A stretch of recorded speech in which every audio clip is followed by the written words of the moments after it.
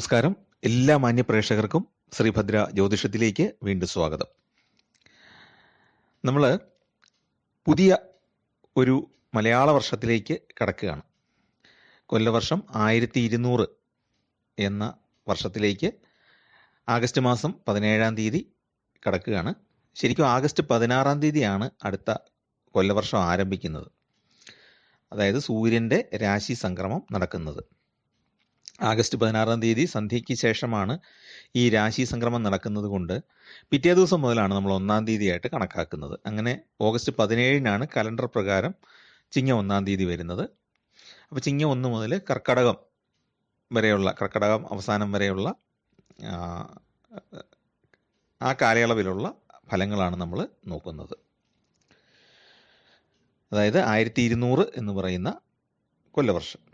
പുതിയൊരു നൂറ്റാണ്ടിൻ്റെ തുടക്കം എന്ന് നമുക്ക് വേണമെങ്കിൽ പറയാം. അപ്പോൾ നമുക്ക് ആദ്യം സാമാന്യമായ ഗ്രഹനിലകൾ നോക്കിയിട്ട് ഫലങ്ങളിലേക്ക് പോകാം. സൂര്യൻ ചിങ്ങൻ രാശിയിലേക്ക് കടക്കുന്നു. 12 മാസങ്ങളിലായിട്ട് 12 രാശികളിൽ കൂടെയും കടന്നു പോകുന്നു. വർഷം തുടങ്ങുന്ന സമയത്ത് പ്രധാന ഗ്രഹങ്ങളിലൊന്നായ ശനി കുംഭൻ രാശിയിൽ തന്നെയാണ്. ഇപ്പോൾ പൂരിട്ടാതി നക്ഷത്രത്തിൽ നിൽക്കുന്നു. വക്രഗതിയിലാണ്. വൃശ്ചികൻ 2-ാം തീയതി മുതൽ നേർഗതിയിലാകും. പിന്നെ മാർച്ച് 29 ആകുമ്പോഴത്തേക്കും, അതായത് മീനം 15 ആകുമ്പോഴത്തേക്കും ശനി കുംഭൻ രാശിയിൽ നിന്ന് മീനം രാശിയിലേക്ക് സ്ഥാനം മാറും. അപ്പോൾ ശനിയുടെ ഒക്കെ രാശിമാറ്റം എന്ന് പറയുന്നത് വളരെയേറെ പ്രതിഫലനം ഉണ്ടാക്കുന്ന കാര്യമാണ്. നമ്മുടെ ജീവിതാനുഭവങ്ങളിൽ ഒരുപാട് വ്യത്യാസങ്ങൾ ഉണ്ടാക്കുന്നതാണ്. കാരണം 2.5 വർഷത്തിലൊരിക്കലാണ് ശനി രാശി മാറുന്നത്. മാത്രമല്ല ശനിയുടെ എഫക്റ്റ് എന്ന് പറയുന്നത് ഒരുപാട് വ്യാപിച്ചു കിടക്കുന്ന ഒരു കാര്യമാണ്. മറ്റൊരു പ്രധാന ഗ്രഹം എന്ന് പറയുന്നത് വ്യാഴമാണ്. ഐശ്വര്യദായകനായ ദൈവാധീനത്തിൻ്റെ ഗ്രഹമായ വ്യാഴം ഇപ്പോൾ ഇടവൻ രാശിയിലാണ്. പിന്നെ കന്നിമാസം മുതൽ മകരം വരെ വക്രഗതിയിലാണ്. 2025 മെയ് 14 ആകുമ്പോഴത്തേക്കും, അതായത് മേടം 31 ആകുമ്പോഴത്തേക്കും വ്യാഴം മിഥുന രാശിയിലേക്ക് പ്രവേശിക്കുന്നു. രാഹു ഇപ്പം മീനൻ രാശിയിലാണ് വക്രഗതിയിൽ. രാഹുവിനും കേതുവിനും എപ്പോഴും വിലോമഗതിയാണ്, പുറകോട്ടാണ് സഞ്ചരിക്കുന്നത്. അപ്പോൾ കേതു കന്നിരാശിയിലുമാണ് സഞ്ചരിക്കുന്നത്. ഇടവമാസം 4-ാം തീയതി ആകുമ്പോഴത്തേക്കും, അതായത് 2025 മെയ് 18 ആകുമ്പോഴത്തേക്കും രാഹു പുറകോട്ട് നീങ്ങി കുംഭൻ രാശിയിലേക്കും കേതു കന്നിയിൽ നിന്ന് പുറകോട്ട് നീങ്ങി ചിങ്ങൻ രാശിയിലേക്കും കടക്കുന്നു. പിന്നെ ചൊവ്വ 1.5 മാസമാണ് ശരാശരി ഒരു രാശിയിൽ നിൽക്കുന്നത്. പിന്നെ മറ്റ് ഗ്രഹങ്ങളൊക്കെ ബുധനും ശുക്രനും ഒക്കെ 1 മാസമോ അതിൽ താഴെയോ മാത്രമേ ഓരോ രാശികളിൽ നിൽക്കാറുള്ളൂ. അപ്പോൾ ഇതൊക്കെ നമ്മൾ മനസ്സിൽ വെച്ചുകൊണ്ട് ഈ വീഡിയോയിൽ നമുക്ക് അശ്വതി നക്ഷത്രക്കാരുടെ അടുത്ത ഒരു വർഷത്തെ ഫലങ്ങളെപ്പറ്റി ഒന്ന് നോക്കാം. അപ്പോൾ അശ്വതി നക്ഷത്രക്കാരെ സംബന്ധിച്ച് കൊല്ലവർഷം 1200 എന്ന് പറയുന്നത് ഗുണകരമായ ഒരു വർഷമാണ്. പ്രത്യേകിച്ച് വർഷത്തിൻ്റെ ഏതാണ്ട് ആദ്യ 1/4 ഭാഗത്തോളം അവർക്ക് ഗുണകരമാണ്.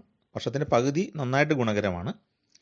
പിന്നുള്ളൊരു 3 മാസം സാമാന്യം ഗുണകരമാണ്. അവസാന ഭാഗം മാത്രം ഒരല്പം പ്രതിസന്ധികളും പ്രശ്നങ്ങളുമൊക്കെ നേരിടേണ്ടി വരും. അപ്പം വർഷത്തിൻ്റെ ആരംഭത്തിൽ വ്യാഴം 2-ൽ നിൽക്കുന്നു, ശനി 11-ൽ നിൽക്കുന്നു. മറ്റ് ഗ്രഹനിലകളും അനുകൂലമാണ്. അപ്പോൾ അതുകൊണ്ട് തന്നെ അവർക്ക് വ്യാപാരത്തിൽ നല്ല ലാഭം ഉണ്ടാകും. ഓഹരികളിൽ നേരത്തെ നിക്ഷേപം നടത്തിയിട്ടുള്ളവർക്ക് നല്ല തുക തിരികെ കിട്ടുന്നതാണ്. പുതുവർഷ ആരംഭത്തിൽ വ്യാഴം ധനഭാവമായ 2-ലാണ് സഞ്ചരിക്കുന്നത്. അതുപോലെ തന്നെ നേരത്തെ പറഞ്ഞ പോലെ ശനി 11-ൽ സഞ്ചരിക്കുന്നു. കൃഷിയിൽ നിന്നും ഭൂമിയിൽ നിന്നും വിദ്യ മുഖേനയും, അതായത് നമ്മുടെ വിദ്യാഭ്യാസ മുഖേനയൊക്കെ നമ്മുടെ അറിവ് കൊണ്ടുമൊക്കെ ധനലാഭം ഉണ്ടാകും. നല്ല ധനലാഭം കിട്ടുന്ന സമയമാണ്. പിന്നെ വർഷത്തിൻ്റെ ആദ്യം നോക്കുമ്പോൾ വ്യാഴത്തിൻ്റെ നല്ല സ്ഥിതി ഗുരുമംഗള യോഗത്തോടു കൂടിയാണ് ഇപ്പം നിൽക്കുന്നത്. ചൊവ്വ രാശി മാറും ഇപ്പം. എന്താണെങ്കിലും വ്യാഴം ഇടവത്തിൽ സഞ്ചരിക്കുന്നു, പിന്നെ മിഥുനത്തിലേക്ക് മാറുന്നു. അപ്പോൾ ധനനേട്ടം ഉണ്ടാകും. വിദ്യാർത്ഥികൾക്ക് പഠന മികവ് ഉണ്ടാകും. ഈ വ്യാഴത്തിൻ്റെ ഇടവത്തിലെ സ്ഥിതി കുടുംബ ഭദ്രതയ്ക്കും ധനപരമായ ഉന്നതിക്കും വളരെ ഗുണകരമാണ്. ജോലി തേടുന്നവർക്ക് ജോലി ലഭിക്കാൻ സാധ്യതയുണ്ട്.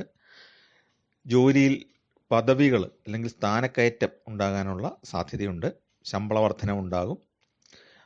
എല്ലാ കാര്യത്തിലും പരിശ്രമങ്ങളെല്ലാം സഫലമാകുന്ന ഒരു കാലമാണ്. ചിങ്ങം, കന്നി, മകരം, കുംഭം മാസങ്ങളൊക്കെ നല്ല ശ്രേയസ്കരങ്ങളായിട്ടുള്ള കാര്യങ്ങൾ ചെയ്യാനായിട്ട് സാധിക്കും. അപ്പം നമ്മൾ ചെയ്യുന്ന കാര്യങ്ങൾ പിന്നീടും ആളുകൾ ഓർത്തിരിക്കുന്ന രീതിയിൽ ആർക്കെങ്കിലുമൊക്കെ ഉപകാരം ചെയ്യാം, അല്ലെങ്കിൽ നാടിന് ഗുണമുള്ള ചില കാര്യങ്ങളൊക്കെ ചെയ്യാം. അങ്ങനെ പല കാര്യങ്ങളും ചെയ്യാൻ വർഷാരംഭത്തിൽ സാധിക്കുന്നതാണ്. ശത്രുശല്യം കാര്യമായിട്ട് കുറയുന്നതാണ്. കുടുംബജീവിതം സന്തോഷകരമാകും. ഏർപ്പെടുന്ന കാര്യങ്ങളിൽ വിജയിക്കും. അതുപോലെ ധനപരമായിട്ട് മുതൽ മുടക്കുന്ന കാര്യങ്ങളിലൊക്കെ വിജയിക്കും. പൊതുവെ ആരോഗ്യമുണ്ടായിരിക്കും. സമൂഹത്തിൽ നിന്നും ബഹുമാന്യതയും കിട്ടും. പിന്നെ നക്ഷത്ര ദശാനാഥൻ എന്ന് പറയുന്നത് കേതുവാണ്. അശ്വതി, മകം, മൂലം നക്ഷത്രങ്ങളുടെ നക്ഷത്ര ദശാനാഥൻ എന്ന് പറയുന്നത് കേതുവാണ്. അതായത് ഈ അശ്വതി നക്ഷത്രത്തിൽ ജനിക്കുന്ന ഒരാളുടെ ആദ്യം വരുന്ന ദശാകാലം എന്ന് പറയുന്നത് കേതുർ ദശാകാലമാണ്. അപ്പോൾ ഈ കേതു 6ാം ഭാവത്തിലാണ് നിൽക്കുന്നത്. കേതു ഒരു പാപഗ്രഹമാണല്ലോ. നിഴലാണെങ്കിലും ഒരു പാപഗ്രഹത്തിൻ്റെ എഫക്റ്റാണുള്ളത്. അപ്പം 6ൽ പാപഗ്രഹത്തിന് നല്ല സ്ഥിതിയാണുള്ളത്. അതുകൊണ്ട് തന്നെ ചെയ്യുന്ന പ്രവൃത്തികൾ പലതും നല്ല വിജയകരമായിട്ട് ചെയ്യാൻ കഴിയും. ഗുണകരമാകുന്ന കാര്യങ്ങളാണ് ചെയ്യുക.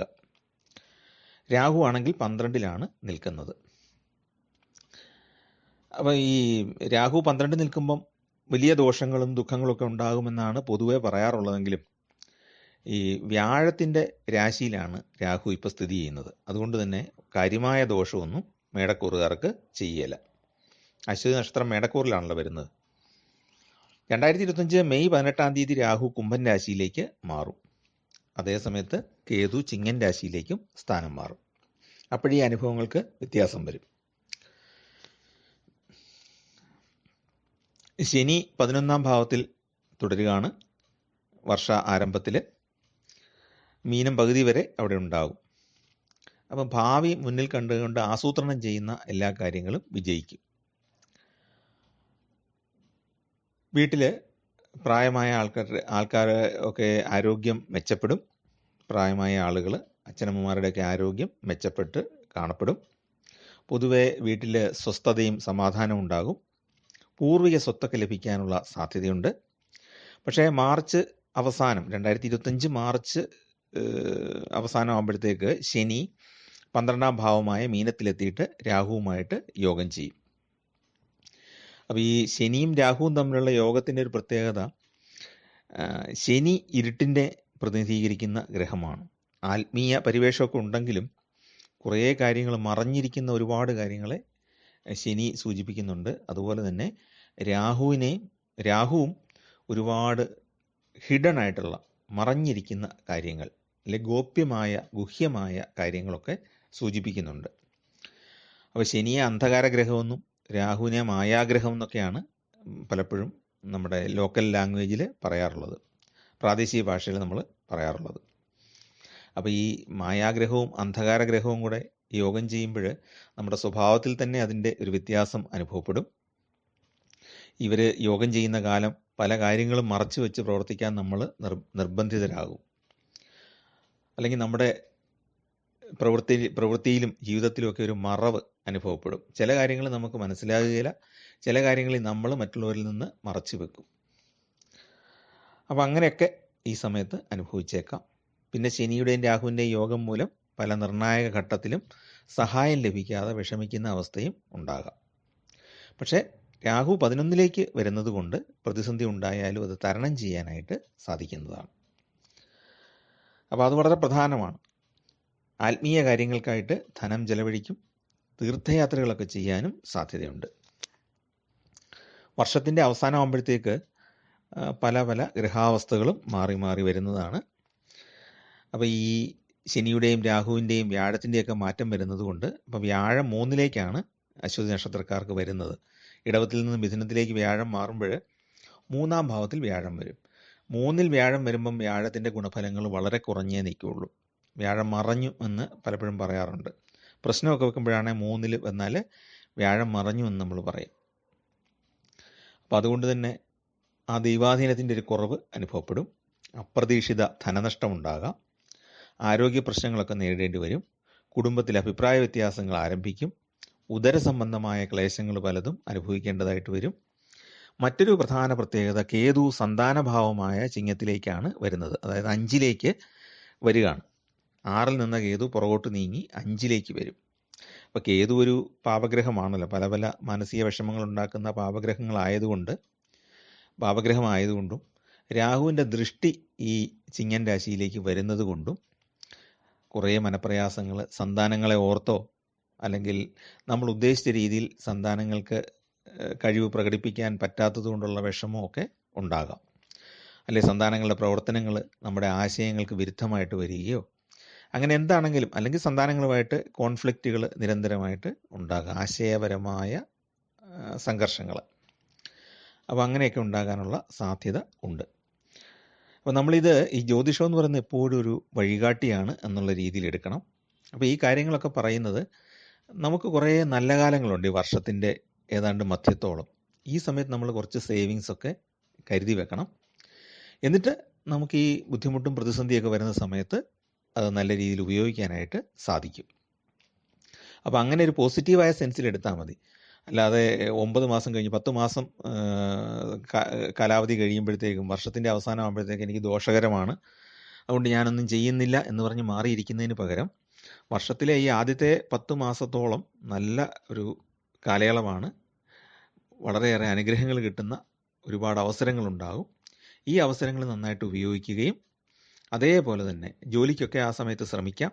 അതുപോലെ തന്നെ വ്യാപാരം വിപുലപ്പെടുത്താനായിട്ട് ശ്രമിക്കാം. ആ സമയത്ത് നമ്മൾ കുറച്ച് ധനമൊക്കെ സമ്പാദിച്ചു വെച്ചാൽ അത് ഈ ദോഷ സമയത്ത്, അതായത് സാമ്പത്തികമായിട്ട് ബുദ്ധിമുട്ട് വരുന്ന സമയത്ത് നല്ല രീതിയിൽ ഉപയോഗപ്പെടുന്നതാണ്. അപ്പോൾ ആ സമയമാകുമ്പോഴത്തേക്കും, വർഷത്തിൻ്റെ അവസാനം ആകുമ്പോഴത്തേക്കും ഒരു മെഡിക്കൽ ഇൻഷുറൻസും ഒക്കെ എടുക്കുന്നത് നല്ലതാണ്. അസുഖങ്ങൾ 1-2 ദിവസമാണെങ്കിലും ഒന്ന് ഹോസ്പിറ്റലിൽ കിടക്കാനുള്ള അസുഖങ്ങളൊക്കെ ചിലപ്പം അശ്വതി നക്ഷത്രക്കാർക്ക് നേരിടേണ്ടി വന്നേക്കാം. അപ്പോൾ അതുകൊണ്ട് തന്നെ ഒരു കരുതൽ ഉള്ളത് നല്ലതാണ്. പിന്നെ അശ്വതി നക്ഷത്രക്കാർ ഗണപതി ഭഗവാനെ പ്രാർത്ഥിക്കുന്നത് വളരെ പ്രധാനമാണ്. ഏതൊരു നല്ല കാര്യം ചെയ്യുന്നതിന് മുമ്പും ഗണപതി ഭഗവാനെ നന്നായിട്ട് പ്രാർത്ഥിച്ചിട്ട് ചെയ്യുക. അതോടൊപ്പം തന്നെ ശ്രീകൃഷ്ണ ക്ഷേത്രത്തിൽ പാൽപ്പായസം സമർപ്പിച്ച് പ്രാർത്ഥിക്കുക. ജന്മനാളിൽ തീർച്ചയായിട്ടും ഒരു പാൽപ്പായസവും ഒരു തുളസിമാലയും ശ്രീകൃഷ്ണന് സമർപ്പിക്കാനായിട്ട് ശ്രദ്ധിക്കുക. അത് നിങ്ങൾക്കും നിങ്ങളുടെ കുടുംബത്തിനും അല്ലെങ്കിൽ സന്താനങ്ങൾക്കുമൊക്കെ വളരെയേറെ ഗുണം ചെയ്യും. അതുപോലെ തന്നെ ശ്രീകൃഷ്ണൻ എന്ന് പറയുന്നത് സ്നേഹത്തിനെ പ്രതിനിധീകരിക്കുന്ന ഒരു ദേവത കൂടിയാണ്. ശരിക്കും പറഞ്ഞാൽ ഒരുപാട് കാര്യങ്ങൾ, ജീവിതത്തിലെ ഒരുപാട് കാര്യങ്ങളും സന്തോഷവും തൃപ്തിയും എല്ലാം സൂചിപ്പിക്കുന്ന ഒരു ദേവതയാണ് ശ്രീകൃഷ്ണൻ. നമ്മളെല്ലാവരും ഇഷ്ടപ്പെടുന്ന ഒരു ദൈവമാണ്. ഈ ശ്രീകൃഷ്ണ പ്രീതി ഉണ്ടെങ്കിൽ കുടുംബത്തിൽ സന്തോഷം എപ്പോഴും നിലനിൽക്കും. അപ്പോൾ നമുക്ക് അഭിപ്രായ വ്യത്യാസമൊക്കെ ഉണ്ടായാലും ഈ സന്തോഷം പോകാതെ തന്നെ അത് മാനേജ് ചെയ്യാനായിട്ട് സാധിക്കും. പിന്നെ കുട്ടികളൊക്കെ ആയിട്ടുള്ള ബന്ധം, അച്ഛനമ്മമാരും കുട്ടികളുമായിട്ട് നല്ല ബന്ധം നിലനിർത്താനൊക്കെ ഈ ശ്രീകൃഷ്ണ പ്രീതി സാധിക്കും. അതോടൊപ്പം തന്നെ മറ്റൊരു കാര്യം എന്ന് പറയുന്നത് ഭദ്രകാളിയെ പ്രീതിപ്പെടുത്തുക എന്നുള്ളതാണ്. ഭദ്രകാളി അമ്മയെ പ്രീതിപ്പെടുത്തുന്നതിലൂടെ ശത്രുശല്യമൊക്കെ പൂർണ്ണമായിട്ട് ഒഴിവാകുന്നതാണ്. അതോടൊപ്പം തന്നെ കുടുംബ ദേവതയ്ക്ക് വഴിപാട് ചെയ്യുക. അസുഖങ്ങൾ എന്തെല്ലാം വന്നു കഴിഞ്ഞാലും ഭയപ്പെടാതെ ഈശ്വര പ്രാർത്ഥനയോടെ ഈ വഴിപാടുകൾ ചെയ്യുകയും അതോടൊപ്പം തന്നെ ശിവനും കൂടെ വഴിപാട് ചെയ്യാനായിട്ട് ശ്രദ്ധിക്കുക. പിന്നെ ജാതകപ്രകാരം എന്തെങ്കിലും ദശാകാല ദോഷമോ ഒക്കെ ഉണ്ടെങ്കിൽ അതിന് പറഞ്ഞ പ്രതിവിധികളും കൂടെ ആ കൂടെ ചെയ്യുക. അപ്പോൾ ഇത് എല്ലാവർക്കും ചെയ്യാവുന്ന ഒരു കാര്യമാണ്. ഗണപതിയെ പ്രാർത്ഥിക്കുക, ശ്രീകൃഷ്ണ ഭഗവാനെ പ്രാർത്ഥിക്കുക, ദേവിയെ പ്രാർത്ഥിക്കുക, അവരവരുടെ കുടുംബദേവതയും മഹാദേവനെയൊക്കെ പ്രാർത്ഥിക്കുക. അപ്പോൾ അതുകൊണ്ട് തന്നെ നമ്മുടെ ജീവിതത്തിലെ പ്രതിസന്ധികളൊക്കെ മാറി വിജയം കൈവരിക്കാനായിട്ട് സാധിക്കും. ഇനി വിജയമൊന്നും അധികം വന്നില്ലെങ്കിലും പരാജയമുണ്ടാകാതിരിക്കാൻ വളരെ ഉപകാരപ്രദമാണ് നമ്മളിത് അനുഷ്ഠിക്കുക എന്നുള്ളത്. നിങ്ങൾക്ക് ആരോഗ്യമൊക്കെ ഉണ്ടെങ്കിൽ ഇടയ്ക്കൊരു വ്രതമൊക്കെ അനുഷ്ഠിക്കാം. പിറന്നാൾ ദിവസം എന്താണെങ്കിലും ശ്രീകൃഷ്ണ ഭഗവാനെ പ്രാർത്ഥിക്കാനായിട്ട് ശ്രദ്ധിക്കേണ്ടതാണ്. അപ്പോൾ ഇതാണ് നമുക്ക് അശ്വതി നക്ഷത്രക്കാരുടെ 1200 കൊല്ലവർഷത്തെ ഫലമായിട്ട് പറയാനുള്ളത്. കൊല്ലവർഷം 1200 സാമാന്യ ഫലങ്ങളായിട്ട് പറയാനുള്ളത്. അപ്പോൾ പൊതുവെ നല്ല കാലമാണ്. അടുത്ത വർഷത്തിൻ്റെ 3/4 ഭാഗത്തോളം വളരെ നല്ല കാലമാണ്. ആ സമയം നന്നായിട്ട് ഉപയോഗിക്കുക. നല്ല പ്രാർത്ഥനയോടെ മുന്നോട്ട് പോവുക. നിങ്ങൾക്കും നിങ്ങളുടെ കുടുംബാംഗങ്ങൾക്കും അച്ഛനമ്മമാർക്കും എല്ലാം ദൈവം എല്ലാവിധ അനുഗ്രഹങ്ങളും നൽകട്ടെ എന്ന് പ്രാർത്ഥിക്കുന്നു. നിങ്ങൾക്ക് ധനപരമായിട്ടും സാമൂഹ്യ ജീവിതത്തിലും ഗുണമുണ്ടാകട്ടെ എന്ന് പ്രാർത്ഥിക്കുന്നു. എല്ലാവർക്കും നമസ്കാരം.